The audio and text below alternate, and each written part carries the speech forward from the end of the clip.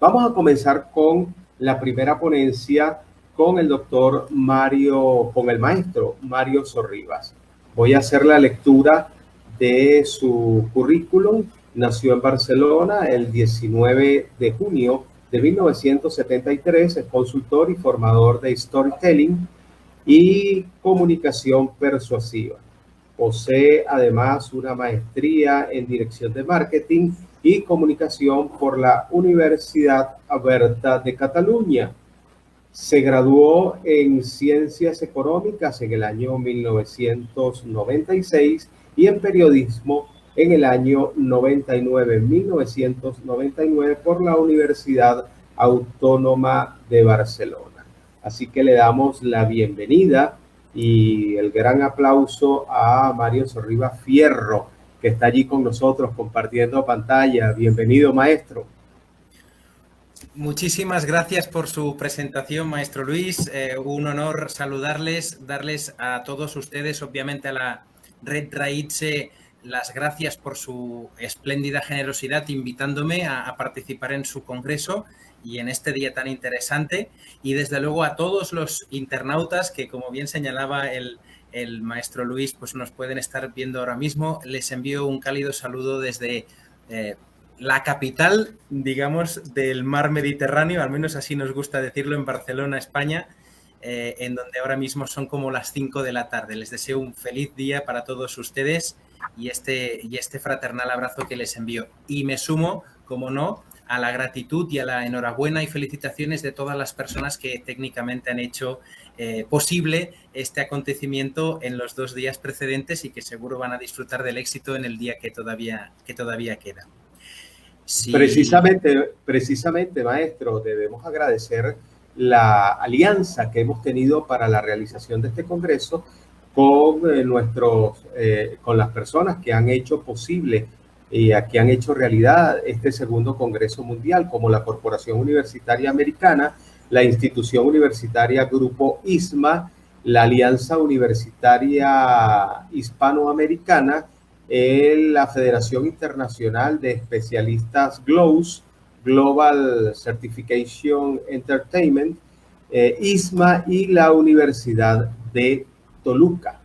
Así que bueno, sin más preámbulos, maestro, los micrófonos son suyos. Debo recordar que tenemos un espacio de aproximadamente 40 minutos para su ponencia y luego abrimos un ciclo de preguntas y respuestas para todos. Más adelante les vamos a ir anunciando a nuestros internautas las grandes sorpresas que tenemos para esta jornada de cierre. Adelante, maestro, todo suyo. Un placer. Muy bien, muy gentil.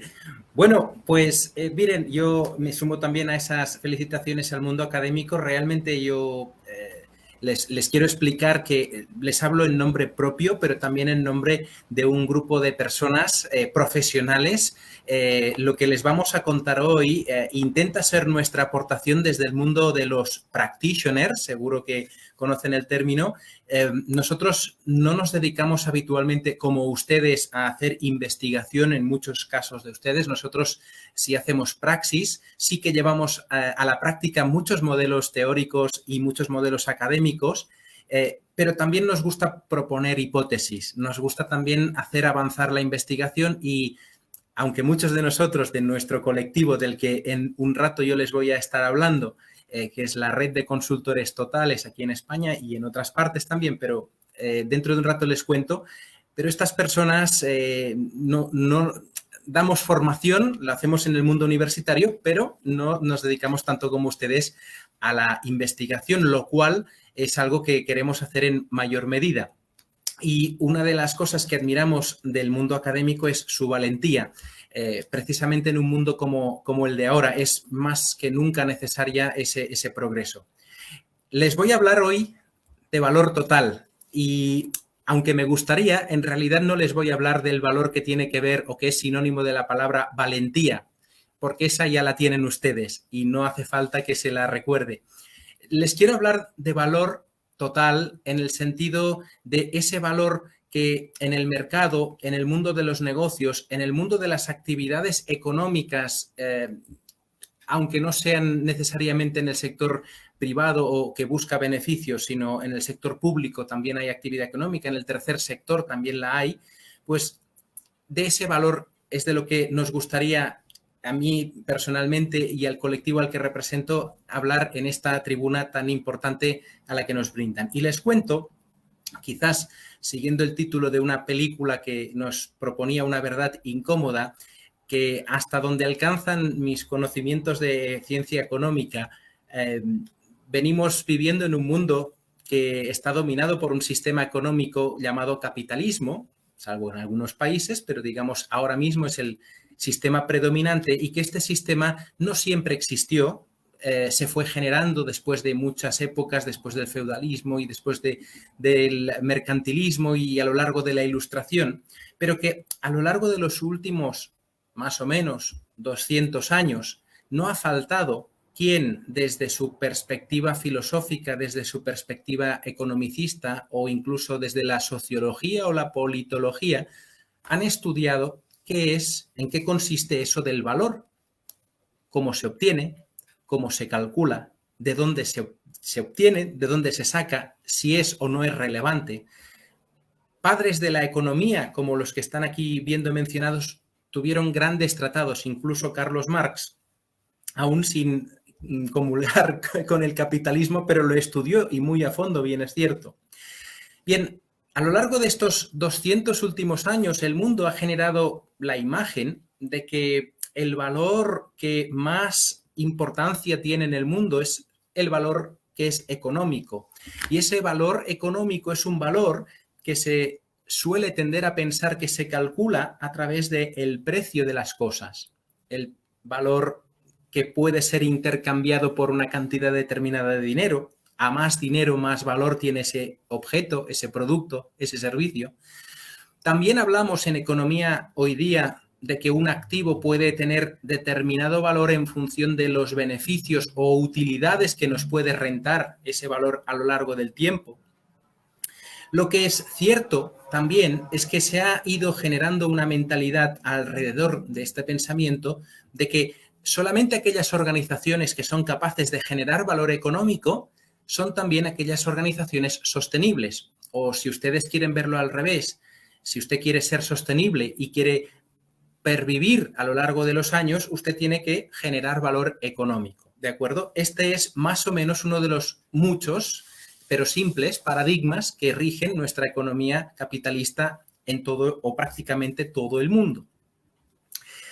Una de las cosas que uno podría concluir o inferir es que al final parece como que en el mundo el valor económico es prácticamente el total del valor que pudiera ser creado, dejando de lado cuestiones filosóficas, dejando de lado el valor sentimental de las cosas o identitario de las cosas, pero en un mercado, en una economía en el sentido más clásico de organización de trabajo, de organización de relaciones, pareciera que el único valor posible es el valor económico. Y felizmente el mundo está cambiando y también las perspectivas y a veces volvemos a cosas antiguas y les volvemos a dar actualidad. Da igual, lo importante es que hoy día el mundo necesita cambios, lo saben, lo perciben ustedes mejor que ningunos porque son académicos y observan el mundo.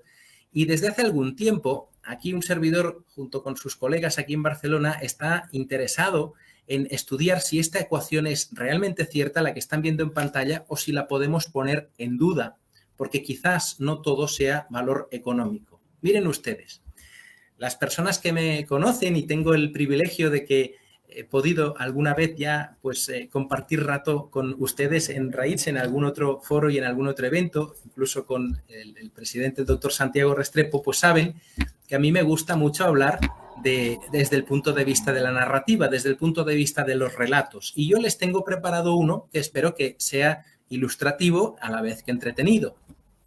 Y ese relato tiene como protagonista a este caballero que ustedes están viendo en la pantalla. No sé si le conocen, don Charles Lazarus, murió hace 4 años. Don Charles Lazarus, yo no lo conocía hasta hace no mucho, pero seguro que ustedes van a conocer como yo su obra, seguro que les resuena. Pues déjenme que les cuente que este señor, que vivió fundamentalmente en el siglo XX, combatió en la Segunda Guerra Mundial, del bando de los Estados Unidos de América. Y él no es que combatiera en el frente, sino que él trabajó particularmente en la inteligencia militar. Era un tipo verdaderamente sagaz, muy observador, muy inteligente y veía cosas donde los demás no las veían. Y esa no solamente era una de sus virtudes, ahora les contaré. Pero una de las cosas que cuando el señor Lazarus se licenció y terminó su carrera en la milicia y se volvió a la vida civil en el año 46-47, él pensó que el mundo, después de una guerra mundial, iba a necesitar volver a desarrollarse otra vez. Había mucha destrucción, había habido mucha muerte, por tanto, muchos países iban a volver a crecer en lo económico, pero también en lo demográfico, y por tanto era previsible que se pudiera dar un baby boom. El señor Lazarus fue uno de los primeros individuos en darse cuenta de que esto iba a pasar. Fue un pionero, detectó la necesidad o detectó una ocasión antes de que los demás la vieran. Como además era una persona sagaz e inteligente y muy trabajadora y muy observadora, pensó que si iban a haber muchos niños en el mundo, lo normal, al menos hace 50 años así pasaba y hace 30 también, es que los niños y las niñas necesiten juguetes. Los juguetes son parte fundamental, como se habrá explicado seguro en alguna de las charlas de educación, el juego como parte de la vida, como parte de la formación. Así que los niños y las niñas iban a necesitar juguetes.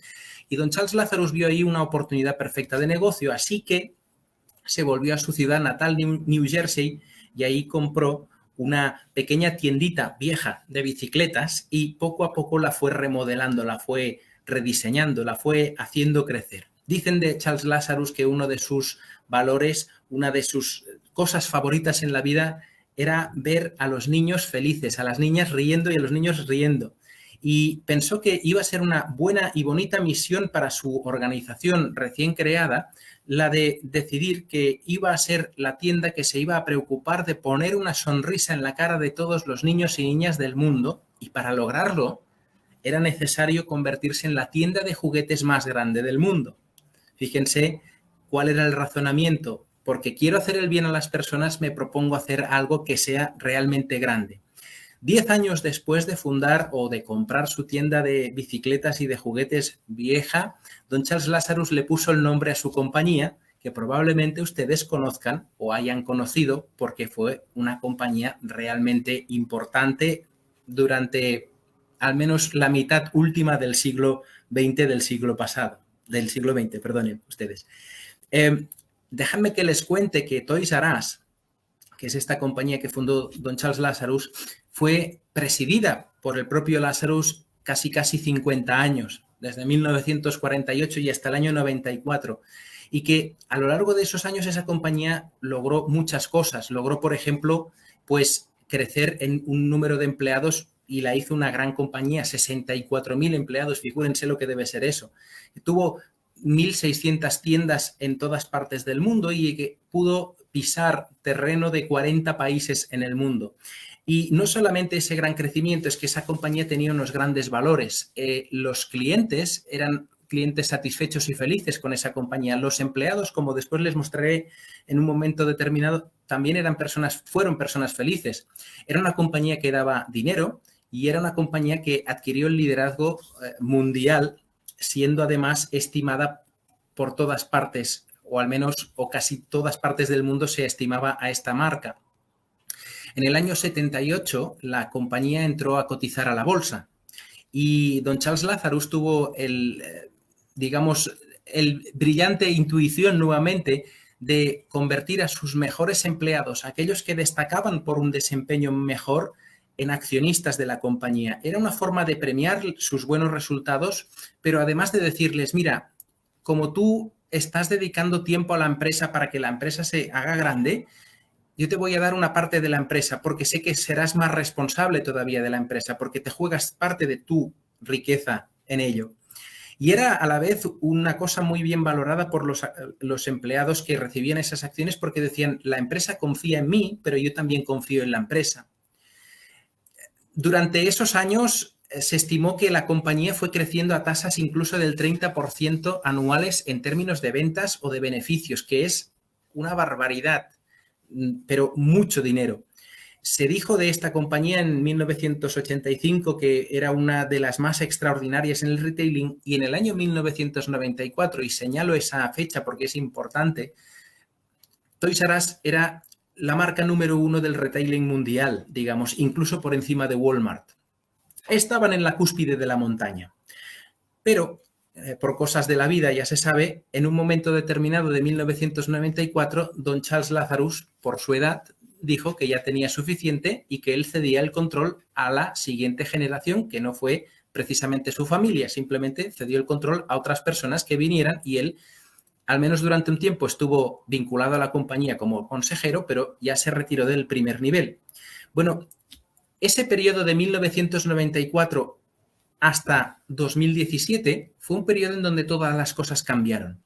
De ser la compañía grande que había sido, de estar en la cúspide de todo, los que vinieron detrás de don Charles Lazarus lo que hicieron fue intentar hacer crecer la compañía de una manera, le dicen, salvaje. Quiere decir, buscando particularmente aumentar esas utilidades, ese beneficio económico, sin mayor otra preocupación que la de ganar dinero.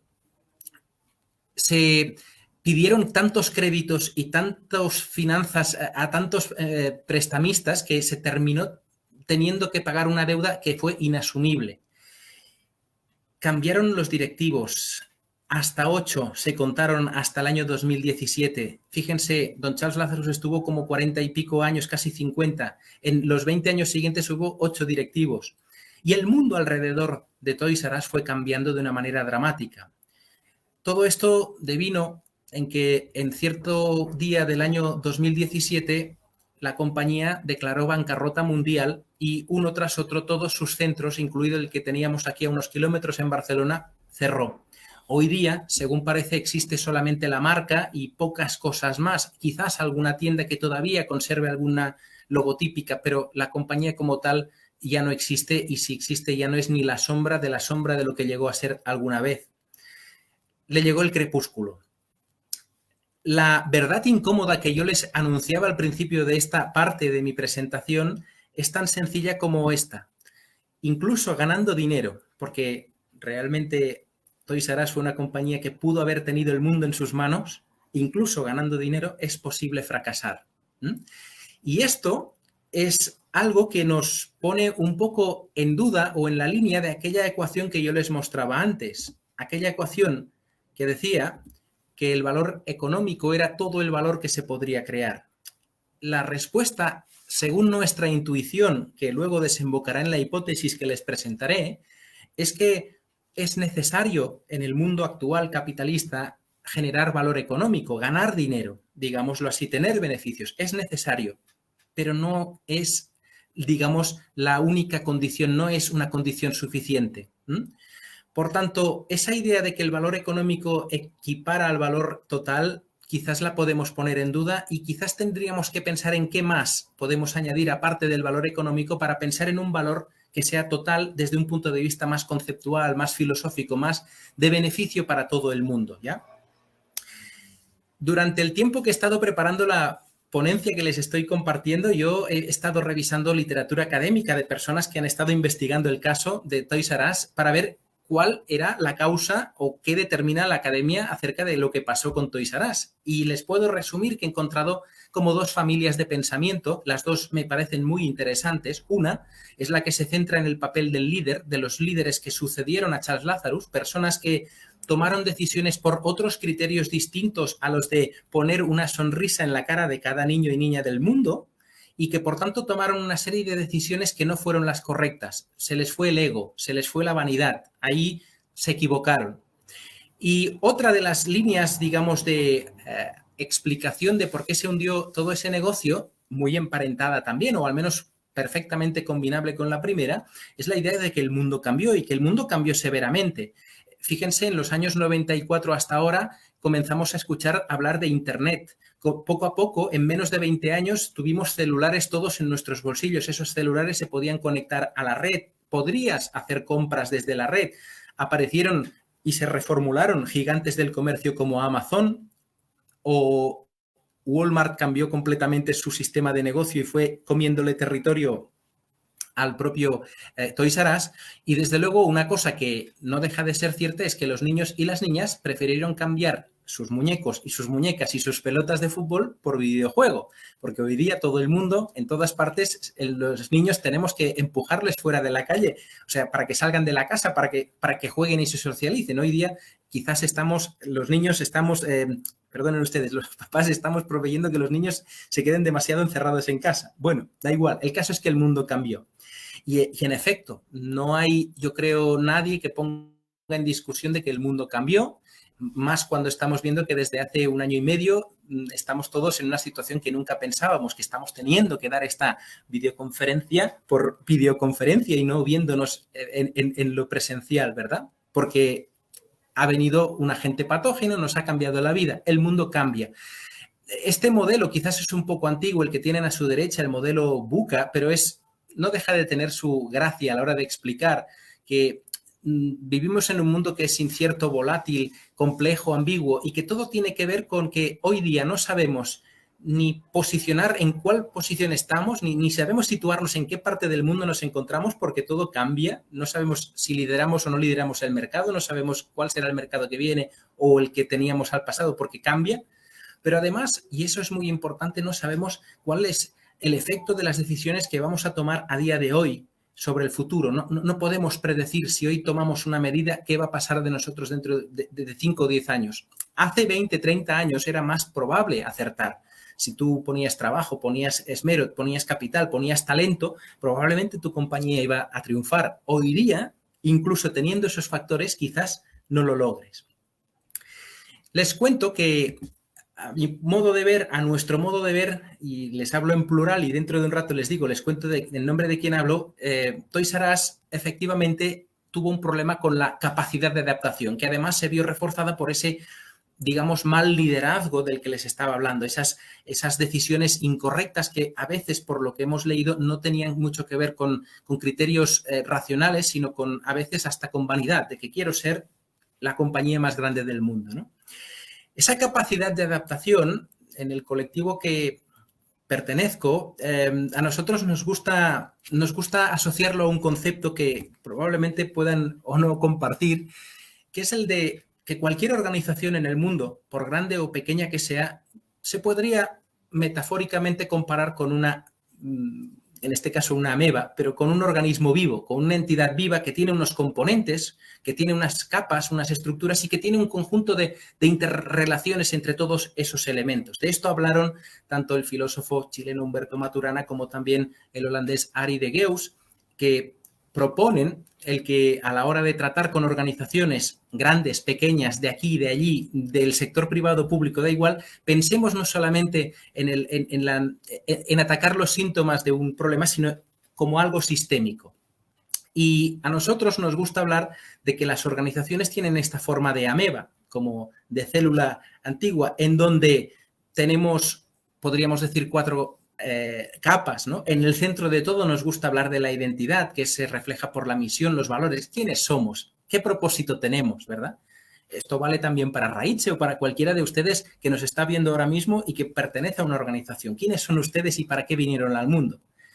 Hay otra capa que está justo tocando a la identidad, que son las relaciones. Oiga, ahí se combinan todo lo que tiene que ver con las personas, cómo estamos, cómo nos relacionamos, qué jerarquías tenemos, qué interacciones tenemos entre nosotros, quiénes son y qué quieren nuestros líderes, ¿no? Y pueden ser independientes de la identidad, pero están muy tocando a ellas. Vienen los procesos a continuación, estoy leyendo desde dentro para afuera. Los procesos que serían, pues las maneras de hacer, desde cómo vendemos nuestro producto hasta cómo compramos a nuestros proveedores o cómo gestionamos los recursos humanos. Y en la parte de estructura está lo más aparente, lo más externo, lo más visible. ¿Dónde operamos? ¿En qué países? ¿Qué inmuebles tenemos? ¿Qué almacenes tenemos? ¿Qué máquinas tenemos? ¿Cuánto dinero tenemos en la caja? Fíjense en un detalle. Es parte de la hipótesis que les estoy comentando. Cuando hoy día nos dicen que el mundo tiene que cambiar, muchas compañías son las primeras en afanarse en decir, es que estamos haciendo un cambio. Pero nosotros creemos que esos cambios muchas veces se quedan en lo superestructural, en esa parte de exterior que es la estructura y los procesos. Las empresas, cuando cambia el mercado, compran más o compran menos, cambian el país donde operan, cambian la manera de hacer las cosas, pero muchas veces no cambian tanto o no saben cambiar la parte de la identidad o la parte de las relaciones, que está como más dentro y además es más sutil, es más difícil de entender.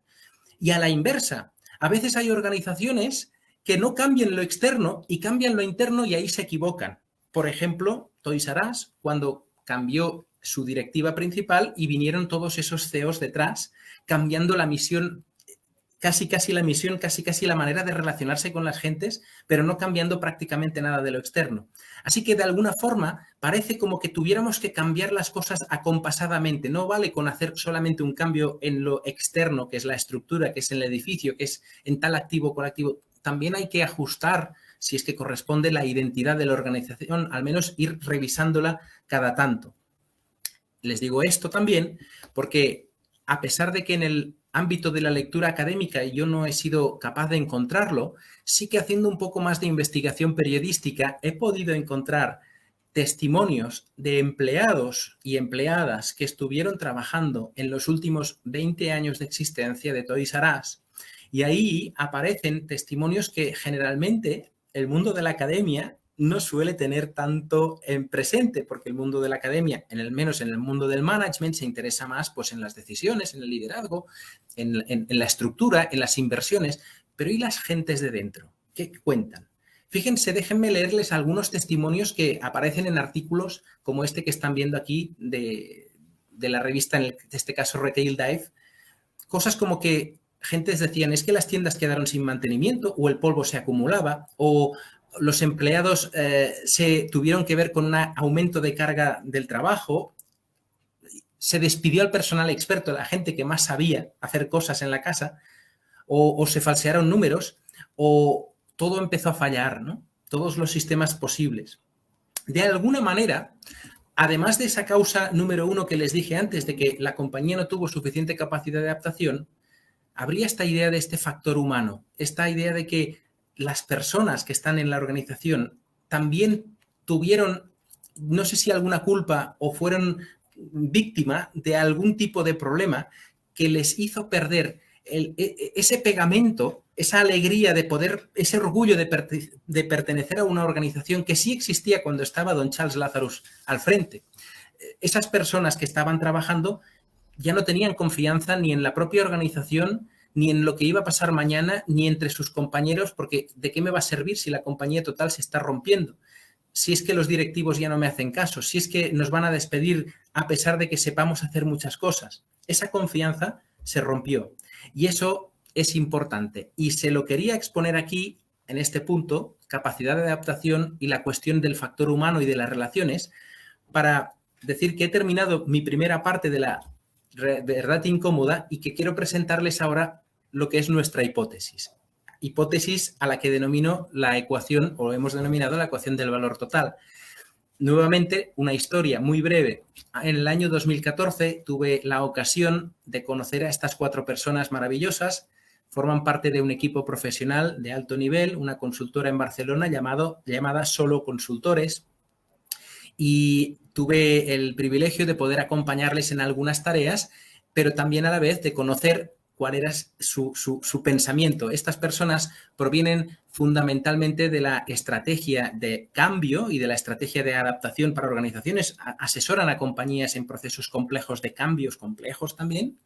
Y alguno de ellos también está más versado en el mundo de las finanzas, pero en general, digamos que tienen una amplia sensibilidad en cuanto a las relaciones humanas, en cuanto a los recursos humanos o la gestión de personas, si ustedes me lo aceptan. Estas personas, estas 4 de Solo Consultores, estaban en ese momento lanzando este libro que tienen aquí a la derecha, La Empresa Total, que proponía algo que fuimos desarrollando, tanto yo como otras personas que vinieron a posteriori.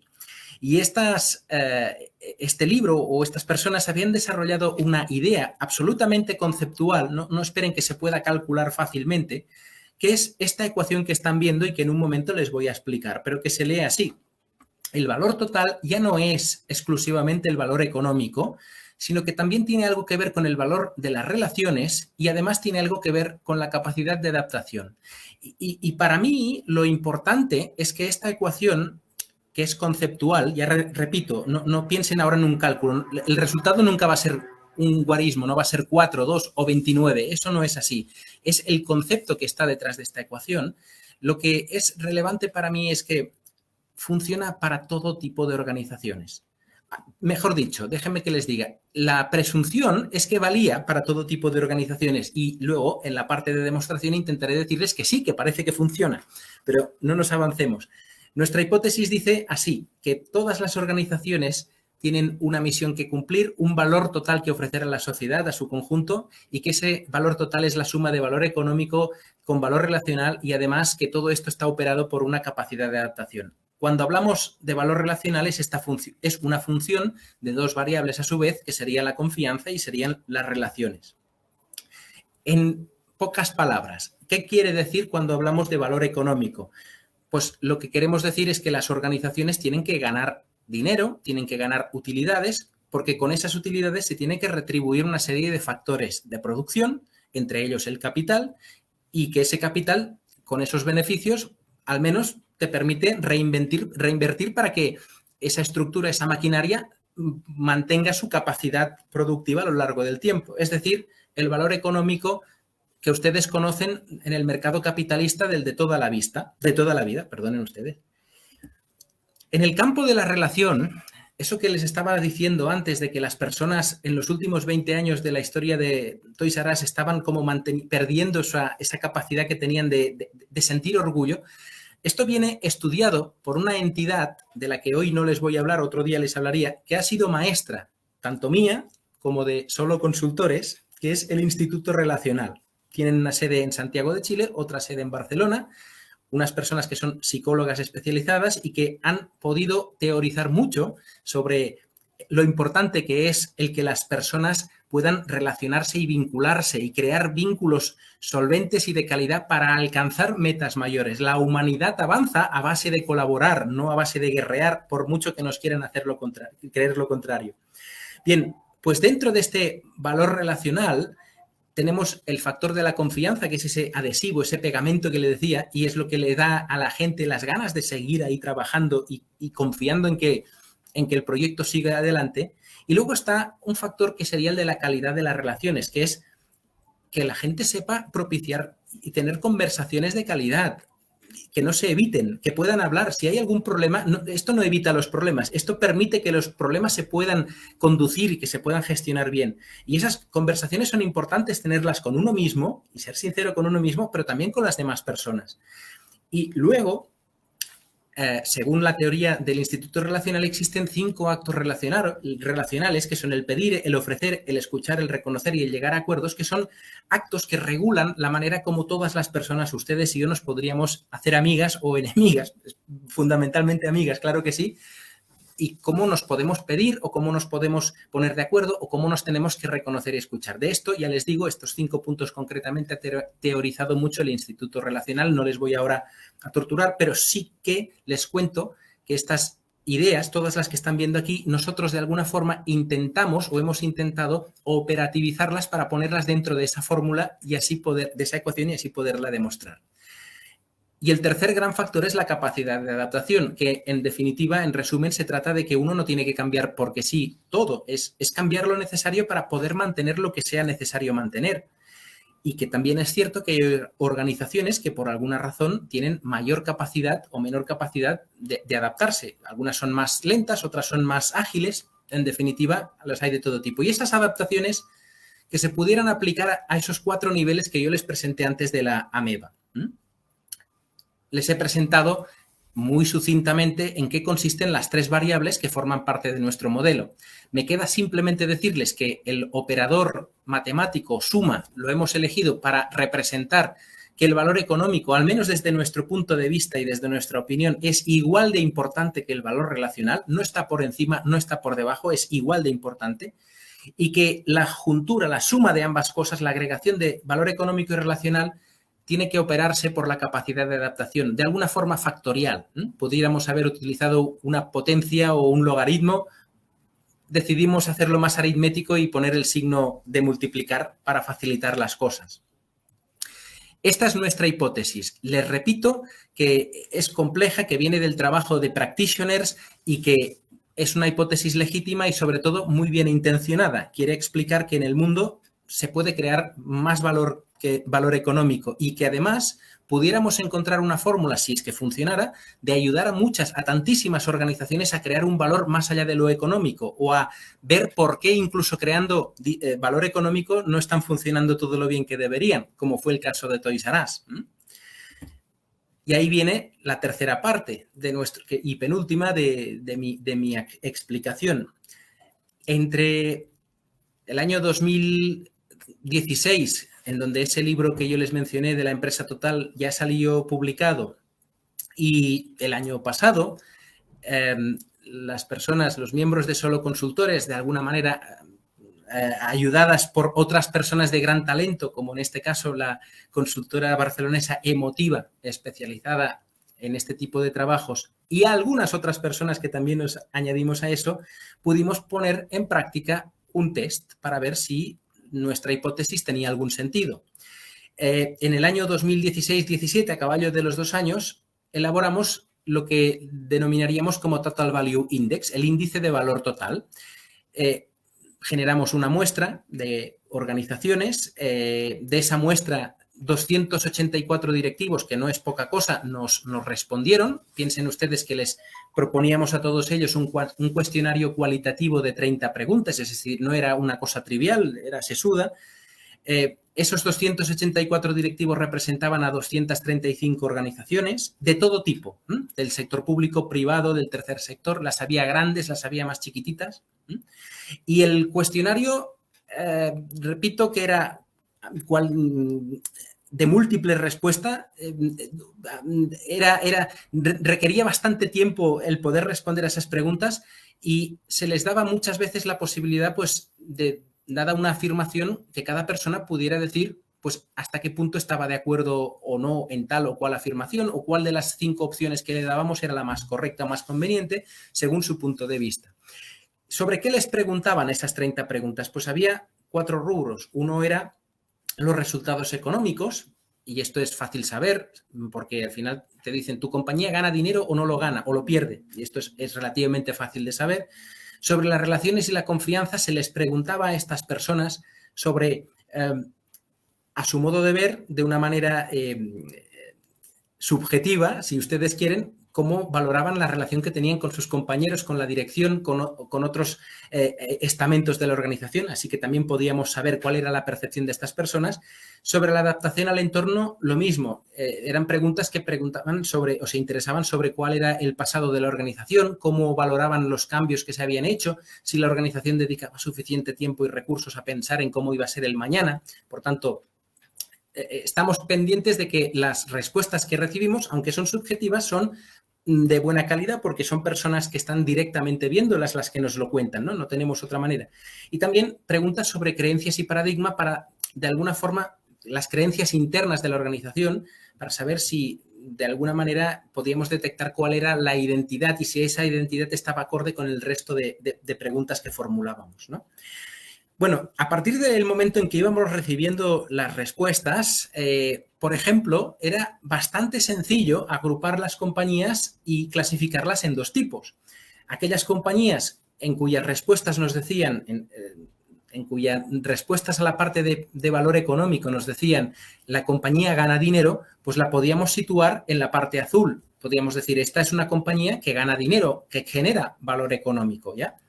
Si la compañía decía, o las personas que nos respondían decían que la compañía no estaba ganando dinero, sino que lo perdía, lo podíamos colocar a ese valor, a esa respuesta en la zona roja. Es decir, que no están creando valor económico o que lo están destruyendo directamente.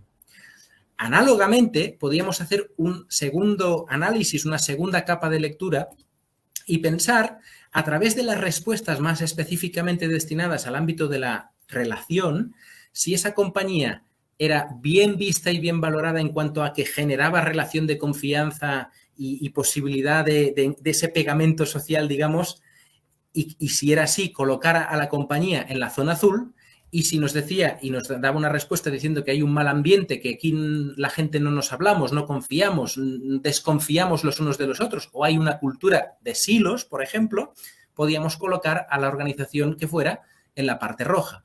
Fíjense que hemos hecho nada más que 2 análisis a partir de la respuesta de 234 individuos a 30 preguntas, pero ya hemos encontrado 2 dimensiones. Y si esas 2 dimensiones por lo pronto las cruzamos y las solapamos la una con la otra, por medio de una cruceta, por medio de un eje cartesiano, lo que encontramos es este mapa, en donde tendríamos por la parte de arriba las organizaciones que crean valor económico, por la parte de abajo las que lo destruyen. Por la parte de la derecha, las organizaciones que crean valor relacional, en donde sus gentes están contentas con las relaciones que tienen, y en la parte izquierda, aquellas organizaciones en donde no crean valor relacional, sino que lo destruyen. Y este mapa, como todas las topografías, son maravillosas. Ustedes saben que a los consultores nos encanta hacer mapas de estrategia, esto nos apasiona, pero conceptualmente no nieguen que es divertido. Nos permitía hablar de 4 tipos de organizaciones. Aquellas que destruyen valor económico y destruyen valor relacional las denominamos moribundas. ¿Qué quiere decir? Son organizaciones que si no hacen algo por evitarlo, van a terminar pereciendo, no serán sostenibles. Porque ni ganan dinero ni las gentes están a gusto ahí. Así que, ¿qué incentivo tienen en seguir trabajando? Ninguno. En un momento determinado van a desaparecer. Están las organizaciones que destruyen valor económico, es decir, pierden dinero, pero sin embargo tienen muy buena relación entre ellas, esas personas, generan valor relacional. Esas son organizaciones a las que técnicamente, y que nadie, digamos, se sienta mal, no ustedes, cualquiera de los que estuvieran escuchando, hay organizaciones que pierden dinero, pero generan valor relacional, les denominamos ineficientes. Y la pena es que no generan valor económico, porque más tarde o más temprano puede venir cualquier crisis y esa sensación de buena relación, por buena que sea, va a ser insostenible. El mercado las va a echar, así que también van a perecer. Existe un tipo muy concreto de organización que genera grandes beneficios y, sin embargo, destruye el valor relacional. La gente sale quemada. Habrán oído hablar del burnout, de todo tipo de estrés. Son aquellas organizaciones que, como dice un amigo mío que es medio mexicano, dice, ganan un chingo de dinero y, sin embargo, la gente está muy maltratada ahí dentro. A esas organizaciones que se comen el mercado maltratando los recursos las denominamos depredadoras. Y finalmente está el que sería el paradigma, el optimum optimorum, que es la organización total, que sería un ideal de organización en donde las cosas salen bien porque se gana dinero y encima la gente está orgullosísima de trabajar. Y es ese tipo de organización hacia el que nos gustaría poder ayudar a convertir a todas. Porque una parte de nuestra hipótesis, y no se la he mencionado, es que todo el mundo, absolutamente todo el mundo, incluso las organizaciones, tienen posibilidad de enmienda. Cualquier organización puede ser ayudada, puede ser orientada de la manera que sea para conducirse hacia la situación de organización total. ¿Cambiando qué? Pues cambiando lo que decíamos, la identidad, las relaciones, la estructura. ¿Se acuerdan de la ameba? Pues cualquiera de esas cosas nos permite ir conduciendo a una organización desde una situación mala hasta una situación mejor.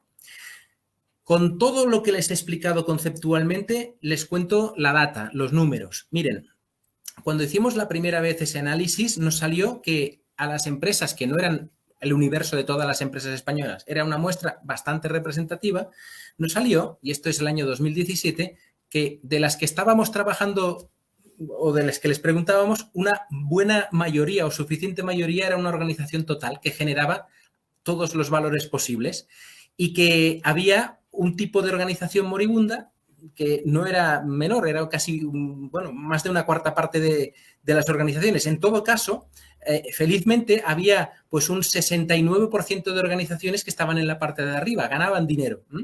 Y luego había un 44% de organizaciones que estaban en la parte de la derecha, que es decir, que generaban valor relacional, que es como decir, hay un 56% de organizaciones, ya sea que ganen o no ganen dinero, que no lo están generando.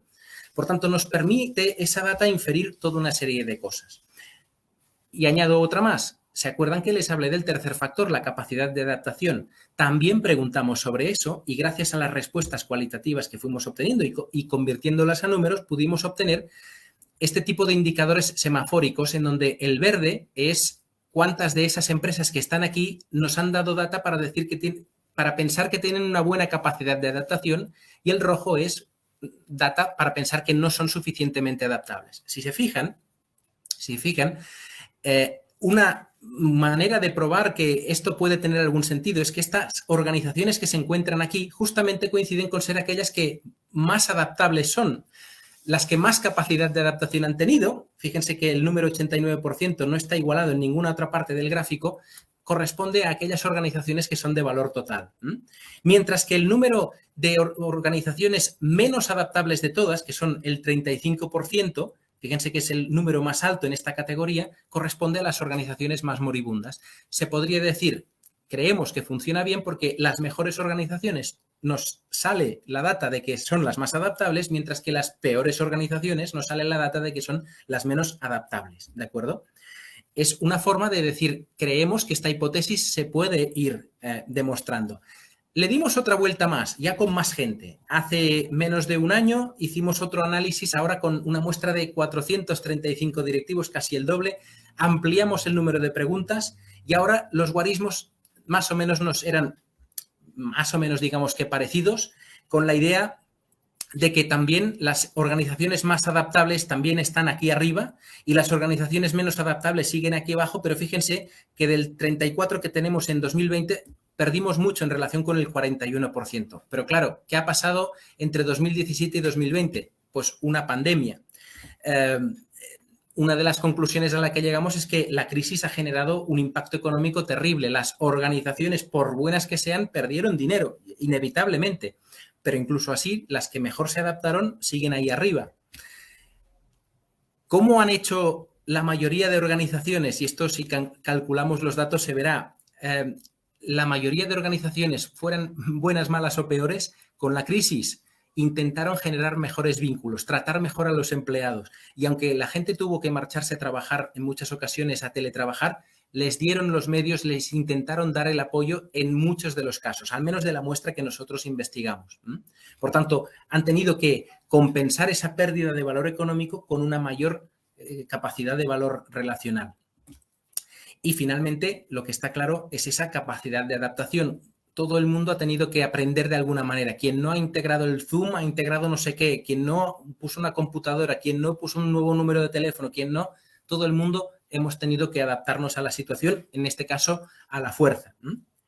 Pero en el fondo, como les decía yo antes de ese propósito de enmienda, para nosotros la buena noticia es que todas las organizaciones se encuentren en donde se encuentren dentro de ese marco conceptual que les expliqué, pueden ir progresando. ¿Cómo? Pues siendo más adaptables y poco a poco ir mejorando la situación que tienen en cada uno de los valores. Si es una cuestión de mala gestión económica y, por tanto, de falta de valor económico, eso se puede aprender y se puede mejorar. Se pueden llamar a asesores que enseñen a hacerlo mejor. Si es una cuestión de valor relacional, lo mismo. Hay personas especialistas en generar buenas relaciones, buen clima en la organización y en la capacidad de adaptación lo mismo. Pero el caso es que existe un camino que permite que cualquier organización se encuentre donde se encuentre, pueda llegar a ser una organización total con trabajo y con dedicación. Llegando a las partes finales de mi presentación, les digo, les he expuesto lo que es un modelo honesto, modesto y humilde, pero que creemos que tiene sentido, porque es una hipótesis necesaria en el momento presente, en donde de verdad no todo el valor que se genera puede ser valor económico. Tenemos que generar otro tipo de valor para que el mundo sea mejor. Creemos que ese valor puede ser el valor relacional y que tiene que estar al mismo nivel, el valor de las personas. Y además me siento muy orgulloso de poder explicarles esto en un congreso en donde se está tratando tanta transdisciplinariedad y construcción social. Las personas tenemos que construir las organizaciones. En donde vamos a decirle así, la benzina, el combustible que hace que las organizaciones puedan ser mejor pasa en parte por la capacidad de adaptación, que como les digo, que se puede mejorar y que además, como antes les mencioné, nos da una posibilidad muy grande a nosotros consultores pues de trabajar y de entender realidades sobre las que podemos intervenir en todo tipo de ámbitos, sector privado, sector público, tercer sector, e incluso piensen ustedes en microempresas, grandes empresas, empresas medianas, países, ciudades, porque esa lógica, pensamos, a falta de mayor demostración y de mayor tesis y mayor estudio, pensamos que puede funcionar, que tiene su lógica, que tiene su racionalidad. Y ya sí que termino. La historia termina por ahora de una manera muy feliz. Les cuento que a lo largo de este proceso que yo les he ido contando se fueron añadiendo más personas, más consultores, más incluso académicos, estudiosos y filósofos, hasta llegar a que en un momento determinado fuimos hasta unos 25 personas que estuvimos ahí trabajando en lo que aquí ven ustedes a la izquierda, que es la segunda parte, es el libro que de alguna forma le da practicidad, le da una guía y unas herramientas a cualquier organización sobre el modelo de valor total que nuestros amigos de Solo Consultores desarrollaron, ya comenzaron a desarrollar en 2014 y sacaron, digamos, a la luz en 2016. Hoy día tenemos un circuito, tenemos una metodología que es estandarizable y que podemos aplicar en todo tipo de organizaciones y que nos vale precisamente para ayudar a la organización a encaminarla hacia el valor total. Es un libro que tenemos aquí. Yo les quiero explicar también que, aunque no tengo el poder para decirlo así, pero sí que seguro que tengo toda la autorización de que esta red de consultores totales de la que les he estado hablando, estas 20 y tantas personas, nos encantaría mucho establecer vínculos, relación, conversación obviamente inteligente con Raíce y con todas las personas que están alrededor de Raíce, porque son instituciones de las que seguro podemos aprender tanto y seguro podemos aportar también tanto. Por tanto, ahí les dejo la invitación puesta. Y ya para terminar, el epílogo final, don Charles Lazarus, simplemente recuérdenle como esa persona que mientras él estuvo mandando en la organización por 50 años y esa organización fue buena, creció, dio valor económico, dio valor relacional, es porque había una persona que tenía unas firmes convicciones en que había que escuchar a la gente, en ese caso al cliente, pero también al empleado, también al proveedor, también a todos los stakeholders. Escuchar no quiere decir necesariamente complacer, simplemente quiere decir reconocer el derecho a esas personas a poder decir lo que les preocupa y eso tomarlo en consideración para siguientes iteraciones. En definitiva, esa era la ponencia que yo les quería compartir. Les estoy muy agradecido por el rato que me habrán podido dedicar escuchando y con mucho gusto pues quedo a su disposición por si tienen algún tipo de pregunta o cuestión. Muchísimas gracias.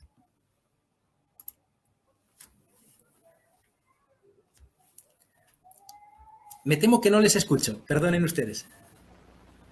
Muchísimas gracias a el maestro Mario Sorriba Ferro, que con más de 20 años de experiencia en la asesoría de marketing, pues nos ha dado una extraordinaria ponencia llamada La ecuación del valor total o cómo lograr que su empresa viva saludable muchos años.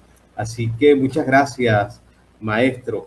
Vamos a abrir el ciclo de preguntas y respuestas, pero antes debemos recordar que a todos nuestros internautas, a todos nuestros seguidores en este momento, que a través del correo electrónico administración@redraice.org podrán ustedes solicitar su participación, su certificado de participación en este segundo congreso por un costo de apenas $10 y que además va a traer una gran sorpresa, que es parte de lo que adelantábamos en el primer tramo antes de la excelente ponencia de Mario Sorribas, que es la rifa de 10 libros que pronto ya sabrán cuál es el título y que será rifado pues en digital y tendrán ustedes la posibilidad de acceder a él.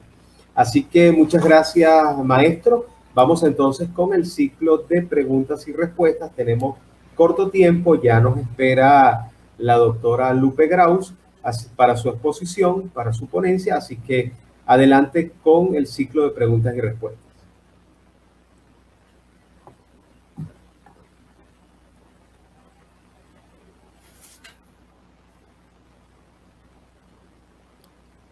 Esperemos a ver si existe alguien que se manifieste con algún tipo de preguntas. De todas maneras, mientras voy a aprovechar la colita, mi querido maestro, para preguntarle, según su experiencia en España, ¿cuántas empresas de cualquiera de sus índoles han sido las más sanas hasta estos momentos de las que usted puede tener conocimiento? sanas y saludables, quiero decir, en el aspecto pues de su preservación. Realmente sería difícil, maestro Luis, decirle un número. Nuestro punto está en lo que sí que puedo decirles es que ha habido una preocupación en los últimos 10-15 años de no muchas, pero sí importantes organizaciones en mejorar la calidad relacional dentro de la organización con los empleados, con los clientes, con los países en donde algunas de estas organizaciones operan. Si no era por una cuestión, digamos, de voluntarismo, por una cuestión de que a la fuerza ahorcan, porque también habían crisis reputacionales en juego. Por alguna razón, la que sea, a mí me alegra decir que, por ejemplo, el interés de las organizaciones en mejorar su responsabilidad social corporativa ha sido amplio. Al menos no puedo decirles si todas, que yo creo que todavía hay mucho campo por correr, pero las grandes compañías, las grandes marcas españolas, con grandes aciertos y con grandes fracasos, pero van progresando adecuadamente, yo creo. Pero tampoco pienso que España esté ni a la cabeza ni en la cola que otros países en el entorno mundial, porque creo que hacemos un poco de espejo de lo que en otros países está pasando. Claro, maestro. Sin embargo, esa palabra reputación, ese concepto que se ha trabajado durante bastantes años ya en España, viene a dar con el traste a lo que es la opinión pública, ¿no? Que es un poquito más soluble y que además afecta tanto a las empresas en su reputación, precisamente, ¿no? Así es. Realmente yo creo que ahí sucede que la reputación, cuando es forzada, cuando se nota cuando una organización está pagando para mejorar su reputación y cuando la reputación proviene de una organización que realmente cree en lo que hace y cree en lo que dice. Y eso la gente de todas partes del mundo lo entiende y lo percibe. Lo entiende y lo percibe. Muy bien, querido maestro. Aquí tenemos la pregunta de la señora Yolanda Margot Mini Pizarro, quien le hace el siguiente cuestionamiento: ¿cómo invertir, cómo convertir una institución educativa en una organización total? Muy importante. Miren, hay una parte muy, muy grande del trabajo que desarrollamos desde el colectivo de consultores totales, precisamente destinado al ámbito educativo. Obviamente, el valor que el mundo de la educación genera y aporta a la sociedad no es el valor económico, pero en muchas ocasiones hay una serie de restricciones económicas que se tienen que cumplir o que conservar. Diría, doña Yolanda, si no recuerdo mal su nombre, que la cuestión clave es ahí trabajar muchas veces la parte relacional, muchas veces. Al menos en mi modesta experiencia y en el trabajo que mis compañeros han tenido en el ámbito de las instituciones educativas, ya en el sector público como en el sector privado, generalmente esas intervenciones han ido a progresar en el tipo de relación que se establece dentro de la organización, entre dirección y docentes, entre docentes y alumnos, entre alumnos y alumnos, entre docentes, dirección y papás, entre la escuela y la ciudad. Es decir, ahí hay un concepto muy interesante del espacio educativo que seguro ya otras personas más autorizadas hablaron de ello de ayer, pero ahí, digamos, ya no es pensar que la escuela se termina en las cuatro paredes, sino que hay muchas más cosas y entre esas cosas está la relación con todo tipo de agentes y de stakeholders que están ahí. Entonces, la pregunta que usted plantea es compleja, es todo un proceso. Habría que ver dentro de ese manual, de esa guía, pues en qué cosas, checar qué cosas se están cumpliendo en el centro que usted pensara y ver en cuáles no, y se podría desde ahí comenzar una política de mejora. Claro, claro que sí. Muchas gracias, maestro. Aquí está un comentario del señor Javier Herrera, que dice que solo puede decir que ha sido una ponencia grandiosa. Lo felicita, lo congratula por esta ponencia. Y su pregunta puntual es: ¿qué valor le merece el pensamiento de Jim Collins sobre por qué algunas empresas tienen éxito y otras no. Si no entendí mal, en primer lugar, muchísimas gracias, don Javier, por su elogio. Usted creo que me hace referencia al libro del profesor Jim Collins, ¿verdad? Que con el profesor Porras escribieron Built to Last. Personalmente, a mí es una lectura que me apasiona y que encaja mucho precisamente con el tipo de historia que ha presentado o que yo les he compartido en el caso del señor Lazarus. Es decir, las organizaciones que duran en el tiempo, dicen estas dos personas, Collins y Porras, en distintas obras, son aquellas en donde el propósito está por encima de los beneficios momentáneos. De alguna forma, nosotros le hemos dado otros nombres a un concepto que es parejo. Por tanto, don Javier, la referencia es óptima y la comparto plenamente y, en fin, que como me supongo que usted debe haber leído y debe haberse apasionado por esa idea, espero, al menos como yo, pues le invito a seguir leyéndolas porque son aportaciones verdaderamente importantes y en esa línea queremos trabajar, en definitiva. Bueno, muy bien, gracias, maestro. Y como colofón final de esta ponencia, queremos leer el reconocimiento que este segundo congreso, le hace a usted por su participación. Y dice lo siguiente: Segundo Congreso Mundial de Construcción Social y Transdisciplinariedad de la RAICE. Otorga el siguiente reconocimiento al maestro Mario Sorriba Ferro por su conferencia La ecuación del valor total o cómo lograr que su organización viva saludable muchos años más, en el segundo Congreso Mundial de Construcción Social y Interdisciplinariedad, celebrado los días 29, 30 y 31 de este mes de julio del año 21 en la modalidad virtual. Así que con este reconocimiento damos las gracias, un aplauso y un fuerte abrazo y muchas gracias por su ponencia, maestro, bastante valorada por nosotros, y los despedimos hasta la próxima oportunidad. Un placer, maestro Luis. Gracias por acompañarme este rato y un saludo a todos los oyentes. Mucha suerte y mucho éxito con todo.